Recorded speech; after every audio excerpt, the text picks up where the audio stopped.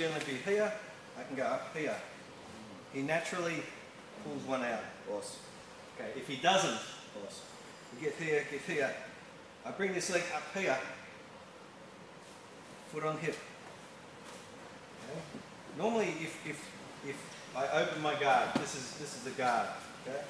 If I do this here, well, straight away you go under, and what we normally do, under, 2 arms under the legs. Here, okay, easy. Okay.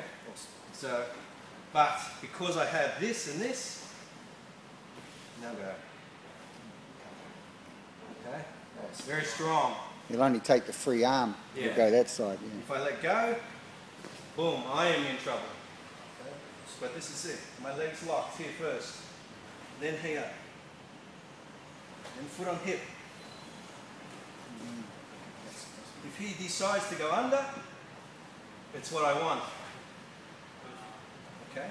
I'm saying, here, go for it. Awesome. Because I've got this arm here.